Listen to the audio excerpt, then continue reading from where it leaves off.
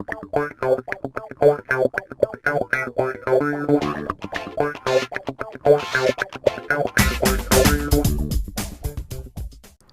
guys, got another video here for you.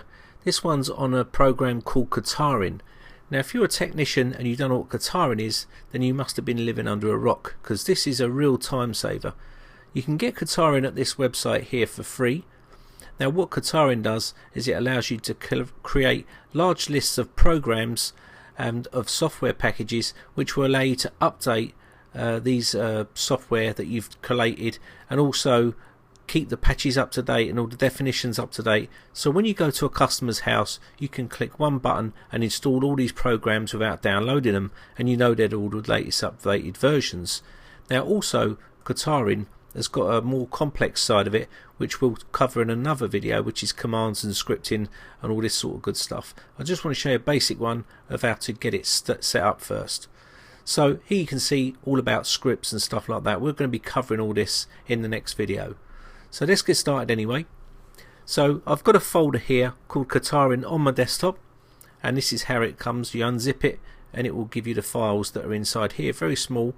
Now once we get this all set up, we're going to be able to have XML files which are like these ones down here, which will have loads of different applications on them. Now what I advise you to do is create loads of different jobs, as in fresh installs, maybe a full backup of all your programs that you like doing if you're just a normal home user.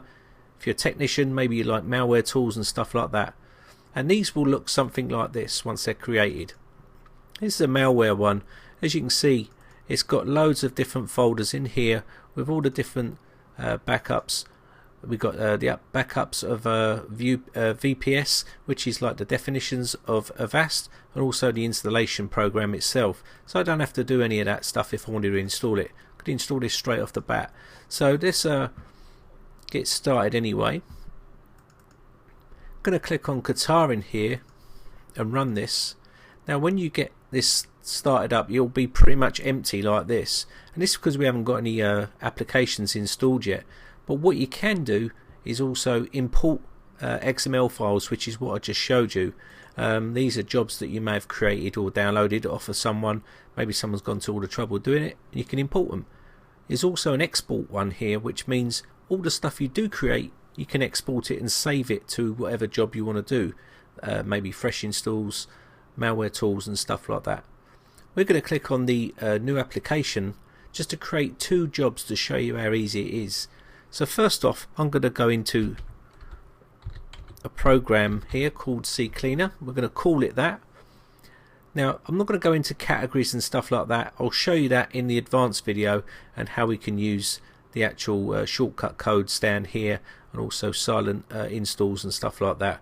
We're going to be going into the variables, advanced settings, commands and God knows what in the next video. Okay, so you can see here we've got URL and file hippo ID.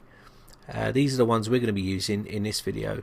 So we're going to use file hippo ID first, and I'll show you what they both are. You've got a choice here whether you want to use beta versions or avoid that. Now I'd advise you to avoid that if you are putting this onto a customer's computer. You don't want to be putting beta software on there in case it goes wrong. Okay, so let's look at the Hippo website. Now Hippo has got loads of software on here which you can use, and the way you do it is you use the ID codes. So I can see pretty much CCleaner up the top here. I'm going to click on that, and the code is the bit that comes after the download underscore. So you need to copy that bit, and it just happens to be CCleaner. Now I'll show you another code just to make sure. If you look at Google Chrome, there is two. There's Google underscore Chrome. You would need the Google underscore Chrome if you was doing that one. Okay, so it just gives you an idea. So now we've got that, we can paste that inside here. Now we have got this bit done, we can either save it to the file or save it to a folder. Now I'm going to save mine to a file, and also go into browse, desktop, and then I'm going to go to the Ketarin folder.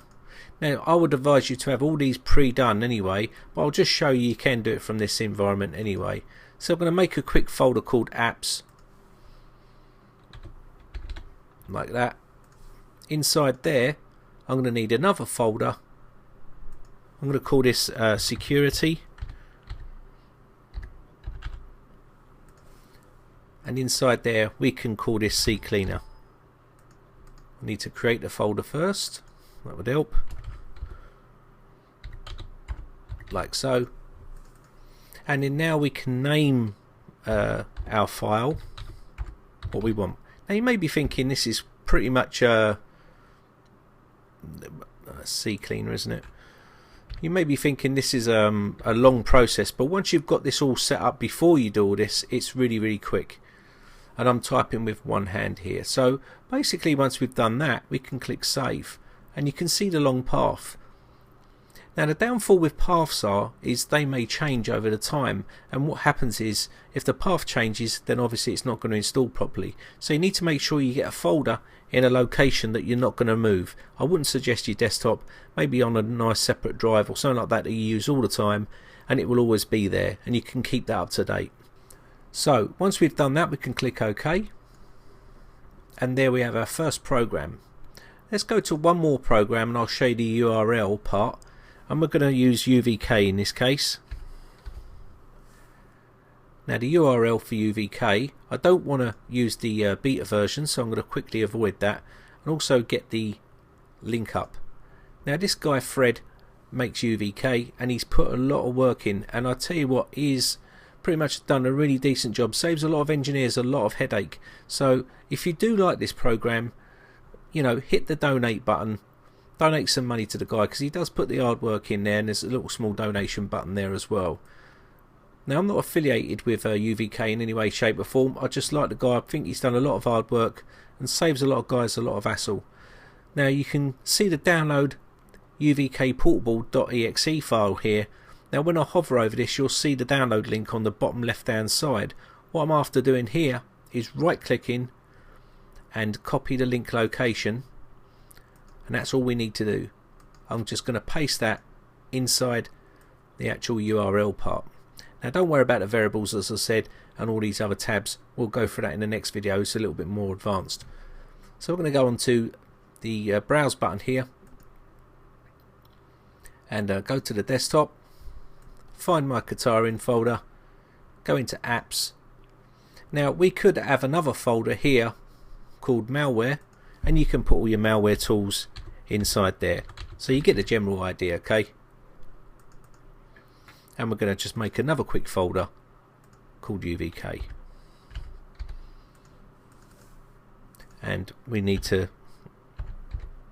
give it the extension there, .exe, click save, and pretty much that's that. So I'm going to click OK here, and now we have our two files.